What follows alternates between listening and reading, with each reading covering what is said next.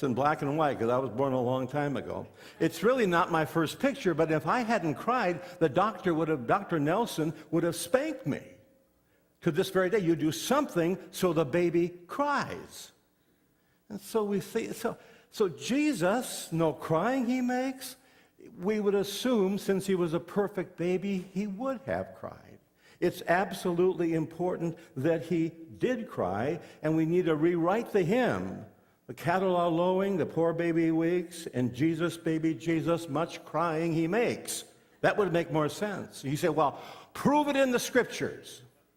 Okay, let's move on to Luke chapter 2, verse 53, if you aren't convinced that he cried. And Jesus cried just as he had done while in the manger. Luke chapter 2, verse 33. And when you have it right before you in God... Pardon me? Chapter 2 doesn't have a verse 53. Who invited you? Always somebody messing me up. It doesn't have a verse 53. Well, then, if that's... Oh, it says the RSV, reversed Stensether version. Of course it doesn't make sense. Well, then let's go back to verse 52. And Jesus grew in wisdom and stature and in favor with God and man. He grew intellectually, he grew physically, he grew spiritually, he grew socially. The implication is that he grew just like any other human being. And so therefore, from the cradle on, he grew. When he was a teenager, he was a teenager, but when he was a baby, he was a baby. And I think it just causes us to understand, because he was a perfect child, he did cry. And the first cry we hear from him are baby cries in the manger. But as we move along, we're going to develop the intensity scale, and so we'll have to put the cries in the cradle at the very bottom. It was just a natural cry of a child. He was born, he was a baby, he cried. But that was just the first time he cried, and it was rather innocent. But as you follow his life along, you'll find the next time we see him crying, he is older now, he's in ministry, and he cries at the cemetery. And when we see him crying at the cemetery, it's an emotional cry. You remember Jesus wept. It involves the cemetery or the tomb of Lazarus. Remember, Lazarus died and was put in a tomb, and you see this picture here of a tomb would be very much like Lazarus would have had. The tombs of those days usually contain 6 to 8 bodies. So you go through the door, and there'd be 3 on one side and 3 on the other, and usually 2 at the other end. So Lazarus was put in this tomb. And then Jesus comes, and he stands outside the door of that tomb, and he calls. What does he call? Remember, come forth, or come out. Is that what he called? You know, if he stood at that door and he said, come out, because of who he is and the power he has, 6 or 8 people would have come out. So you'll notice that when he stood at the door, he made sure only one person was raised, and so he said, Lazarus, come out. And we often think, at least I used to think for years, that just before he went in, just before he said, Lazarus, come out, he wept. He wept because his dear friend was dead. But that doesn't make any sense, because he knew he was going to be raised in a few moments, so why would he cry over Lazarus? So you have to kind of back up, and you'll notice that earlier on in this passage, in verse 38:3, for example, it says, when Jesus saw her, here's Mary now, weeping, and the Jews who had come along with her also weeping, in spirit and troubled.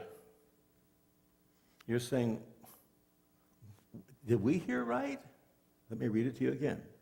When Jesus saw her weeping, and the Jews who had come along with her also weeping, in spirit and troubled. Well, you say, why are you snorting? Well, you see, those words, was deeply moved, come from one Greek word which means to snort. Now, you think about that. He's coming upon these people who are weeping because they have great grief. Have you ever really sobbed? Or heard someone sob and they cry? That's the indication here. Such deep crying, deep weeping that they gasp for breath and then continue the weeping. And he said, Jesus entered in. He saw these people weeping, and so he enters in. And he cries too. That's kind of interesting. He cried because he had compassion over them. There was great concern that they had someone with which to identify. Jesus wept in verse 33 or 35 because he was a man of compassion. And he empathized with those who were going through the trauma of suffering or loss. Maybe you're going through that this Christmas. Maybe you're going through a time of emotional trauma. Or you're going through a time of grief. You've lost a loved one or a friend. Or gone through a divorce. You've lost health. You've lost your home, foreclosure. Some have lost your job. And we come into this Christmas season emotionally suffering. And it's so interesting that the first time we really see Jesus weep as an adult, he's weeping and identifying with our emotional suffering. They were grieving, and so he entered in, and he also wept. Jesus wept. Why? Why did he weep? Why does he weep with our emotional sufferings? Because he loves us. And whatever we're going through this Christmas season, we might be emotionally sort of upset, but Jesus understands that. He took the time to become man and understand our emotions, and when he came to that weeping group of people, he also wept. So he understands because he loves you. Now, on our intensity scale, we're going to have to move that up. This is far more intense than the crying of a baby. This is the crying of an emotionally troubled heart. But that doesn't end there. The next time we see him cry is crying over the city of Jerusalem. This is not a natural cry or an emotional cry. This involves the spiritual. He's crying over the spiritual condition. Remember what's happening here? A few days before he cries, there's that triumphal entry. We call it Palm Sunday, when Jesus came with all the people shouting and honoring, "Blessed is he, the King of the Jews, who comes in the name of the Lord." There's great celebration. There are palm branches put down. He rides over them. Reminds me of the little boy who on Palm Sunday was sick and couldn't go to church. The rest of the family went to church, and when they came back, he said, "What happened?" And they said, "Today was Palm Sunday." He said, What happened on Palm Sunday?" Well, they said, they put branches down, and then Jesus came riding in. And he said, "Wouldn't you know it, the one Sunday I missed, Jesus showed up." Well, he showed up on that triumphant day, and the people rejoiced, this great celebration.